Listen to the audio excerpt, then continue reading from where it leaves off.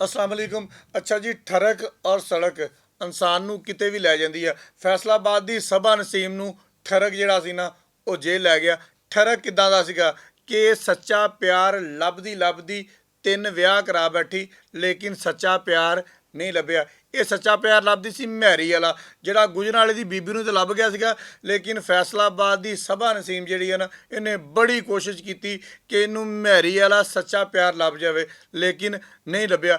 ਇਹ ਕਾਰਵਾਈ ਹੈ ਥਾਣਾ ਸਰਗੋਦਾ ਰੋਡ ਦੇ SHO ਗਾਜ਼ੀ ਰਾਣੇ ਰਜ਼ਵਾਨ ਦੀ, ਜਿਹਨੇ ਪਿੰਡੀ ਪੱਟੀਆਂ ਜਾ ਕੇ 2 ਮੀਆਂ ਬੀਵੀ ਨੂੰ ਗ੍ਰਿਫਤਾਰ ਕੀਤਾ, ਜਿਹੜਾ ਇੱਕਦਮ ਕਤਲ ਦੇ ਮੁਕੱਦਮੇ ਦੇ ਵਿੱਚ ਮੁਲੱਵਸ ਸੀ ਤੇ ਪਿਛਲੇ 1 ਸਾਲ ਤੋਂ ਇਸ਼ਤਿਹਾਰੀ ਹੋ ਕੇ ਆਪਣੇ ਮਦਈਆਂ ਨੂੰ ਧਮਕੀਆਂ ਦਿੰਦੇ ਸੀ। ਹੁਣ ਆਨੇ ਆ ਜੀ ਇਸ ਸਟੋਰੀ ਵੱਲ ਕਿ ਇਹਨੂੰ ਸੱਚਾ ਪਿਆਰ ਕਿਉਂ ਨਹੀਂ ਲੱਭਿਆ, ਇਹਨੇ ਕਿੰਨੀ ਕੋਸ਼ਿਸ਼ ਕੀਤੀ ਸੱਚਾ ਪਿਆਰ ਲੱਭਣ ਦੀ। ਸਭ ਤੋਂ ਪਹਿਲੇ 2006 ਦੇ ਵਿੱਚ ਸਭਾ ਨਸੀਮ ਦੀ ਸ਼ਾਦੀ, ਇਹਦੇ 5 ਭਰਾ, 5 ਭਰਾਵਾਂ ਦੀ ਕੱਲੀ ਭੈਣ ਹੈਗੀ ਆ।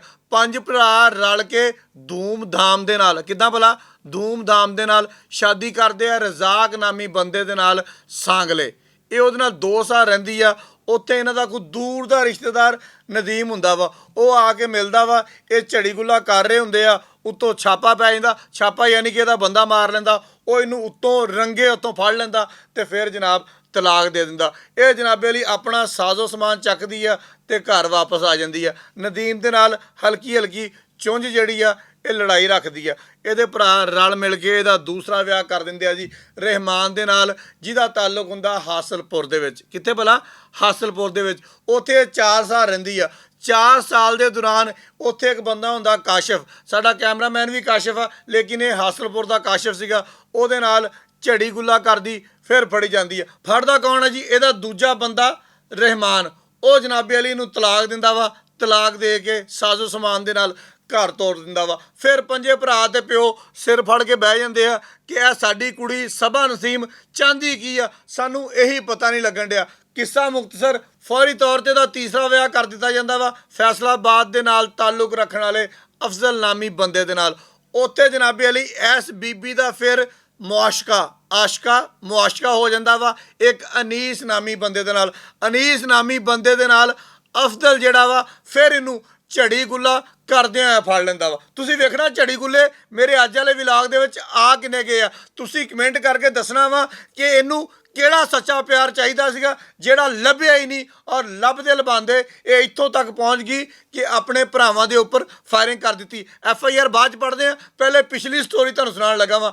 ਅਨੀਸ ਦੇ ਨਾਲ ਝੜੀ ਗੁੱਲਾ ਕਰਦੀ ਫੜੀ ਗਈ ਤੇ ਅਫਜ਼ਲ ਨੇ ਕਿਹਾ ਜੀ ਆਪਣੀ ਭੈਣ ਲੈ ਜਾਓ, ਸਾਡੇ ਵੱਸੋਂ ਬਾਹਰ ਹੈਗੀਆਂ ਇਹਦੀਆਂ ਹਰਕਾਤੋ ਸਕਨਾਤ ਇਹ ਹੈਗੀਆਂ। ਚਲੋ ਜੀ, ਇੱਥੇ ਜਨਾਬੇ ਅਲੀ ਘਰਦਿਆਂ ਨੇ ਕਿਹਾ ਸਾਡੇ ਦਰਵਾਜ਼ੇ ਬੀਬੀ ਹੁਣ ਤੇਰੇ ਵਾਸਤੇ ਬੰਦ ਆ, ਯਾਨੀ ਕਿ 5 ਭਰਾਵਾਂ ਨੇ ਤੇ ਪਿਓ ਨੇ ਆਪਣੇ ਘਰਾਂ ਦੇ ਦਰਵਾਜ਼ੇ ਇਸ ਬੀਬੀ ਵਾਸਤੇ ਬੰਦ ਕਰ ਦਿੱਤੇ। ਉਹਨੇ ਕਿਹਾ ਗੱਲ ਇਹ ਕਿ ਤੂੰ ਸਾਡੇ ਵਾਸਤੇ ਮਰ ਗਈ ਤੇ ਅਸੀਂ ਤੇਰੇ ਵਾਸਤੇ ਮਰ ਗਏ, ਤੂੰ ਜੋ ਕਰਨਾ ਸੀਗਾ ਉਹ ਕਰ ਲਿਆ, ਹੁਣ ਗਾਂ ਅਸੀਂ ਤੇਰਾ ਕੁਛ ਨਹੀਂ ਕਰਨਾ। ਇਹਨੇ ਅਨੀਸ ਦੇ ਨਾਲ ਨਿਕਾਹ ਕਰ ਲਿਆ ਤੇ ਉਹਦੇ ਨਾਲ ਰਹਿਣ ਲੱਗ ਗਈ। ਹੁਣ ਇਹਦੇ ਵਿੱਚ ਆ ਗਈ FIR। ਹੁਣ ਸੁਣਾਉਣ ਲੱਗਾ ਤੁਹਾਨੂੰ FIR। ਇਹਨੇ ਜਨਾਬੇ ਅਲੀ ਆਪਣੇ ਭਰਾਵਾਂ ਦੇ ਕੋਲੋਂ ਮਾਲ, ਥਬੰਟੂ, ਜੇਜ਼ ਸਾਰੀਆਂ ਗੱਲਾਂ ਦਾ ਫਿਰ ਮੁਤਾਲਬਾ ਕਰਨਾ ਸ਼ੁਰੂ ਕਰ ਦਿੱਤਾ। ਉਹ ਪਿੱਟੇ। ਉਹਨਾਂ ਨੇ ਕਿਹਾ ਗੱਲ ਇਹ ਹੈਗੀ ਆ, ਪਹਿਲੇ 3 ਨਿਕਾਹ ਤੇਰੇ ਹੱਥੀ ਕੀਤੇ, ਉੱਥੇ ਤੂੰ ਦੀਮੇ ਨਾਲ ਫੜੀ ਗਈ, ਇੱਥੇ ਤੂੰ ਕਾਸ਼ੀ ਨਾਲ ਫੜੀ ਗਈ, ਉੱਥੇ ਤੂੰ ਫਲਾਂ ਬੰਦੇ ਨਾਲ ਫੜੀ ਗਈ, ਹੁਣ ਤੇਰਾ ਅਸੀਂ ਕਰੀਏ ਕੀ? ਸਾਨੂੰ ਵੀ ਤਾਂ ਦੱਸ ਦੇ, ਸਾਡੇ ਪੱਲੇ ਵੀ ਤਾਂ ਕੋਈ ਇੱਜ਼ਤ ਕੋਈ ਕੱਖ ਰਹਿਣ ਦੇ, ਜਿਹੜੀ ਤੂੰ ਛੱਡੀ ਤੇ ਹੈ ਹੀ ਨਹੀਂ, ਮਾੜੀ ਮੋਟੀ ਜਿਹੜੀ ਰਹਿ ਗਈ ਆ ਉਹੀ ਰਹਿ ਲੈਂਦੇ। ਲੇਕਿਨ ਇਹਨੇ ਕਿਹਾ ਗੱਲ ਇਹ ਆ ਕਿ ਮੈਨੂੰ ਰੁਪਈਏ ਚਾਹੀਦੇ ਆ, ਮੈਨੂੰ ਮਾਲ ਚਾਹੀਦਾ ਵਾ, ਮੈਨੂੰ ਥਬੰਟੂ ਚਾਹੀਦਾ ਵਾ। ਐਡਾ ਅਨੀਸ ਆ ਨਾ ਜਿਹਦੇ ਨਾਲ ਹੁਣ ਨਿਕਾਹ ਕੀਤਾ ਵਾ, ਇਹ ਤੇ 15 ਚੋਰੀ ਔਰ ਡਕੈਤੀ ਦੇ ਮੁਕੱਦਮਾਤ ਵੀ ਆ। ਮੈਂ ਫੈਸਲਾਬਾਦ ਦੀ ਪੁਲਿਸ ਨੂੰ ਵੀ ਦੱਸ ਦਵਾਂ, ਇਹ ਇੱਕ ਰਿਕਾਰਡ ਯਾਫਤਾ ਬੰਦਾ ਵਾ ਜਿਹਨੇ ਹੁਣ ਫਾਇਰਿੰਗ ਕਰਕੇ ਆਪਣੇ, ਉਹ ਨਹੀਂ ਮੰਨਦੇ ਵੈਸੇ, ਆਪਣੇ ਸਾਲੇ ਨੂੰ ਫੱਟਰ ਕਰ ਦਿੱਤਾ। 324 ਲਵਾ ਲਈ। ਖੈਰ ਜੀ, ਇਹ ਭੱਜੇ ਫਿਰਦੇ ਕਦੀ ਇੱਧਰ ਰਹੇ, ਲੇਕਿਨ ਜਨਾਬੇ ਅਲੀ ਜਦੋਂ SHO ਰਾਣੇ ਰਜ਼ਵਾਨ ਨੂੰ ਪਤਾ ਲੱਗਾ ਕਿ ਇਹ ਬੰਦੇ ਹੁਣ ਧਮਕੀਆਂ ਦੇਣ ਤੇ ਉਤਰ ਆਏ ਆ ਕਿ ਅਗਰ ਤੂੰ ਸੁਲ੍ਹਾ ਨਾ ਕੀਤੀ ਹੁਣ ਤੇਰੀ ਵਾਰੀ ਆਏਗੀ, ਇਹ ਬੰਦਾ ਜਾ ਕੇ SHO ਸਾਹਿਬ ਕੋ ਪਿਟਿਆ।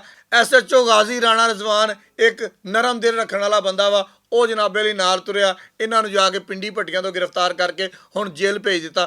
ਤੁਹਾਨੂੰ ਦੱਸਣ ਦਾ ਮਕਸਦ ਇਹ ਆ ਕਿ ਠਰਕ ਔਰ ਸੜਕ ਇਨਸਾਨ ਨੂੰ ਫੈਸਲਾਬਾਦ ਦੀ ਜੇਲ੍ਹ ਤੱਕ ਵੀ ਪਹੁੰਚਾ ਦਿੰਦੇ ਆ। ਬਹੁਤ ਸ਼ੁਕਰੀਆ।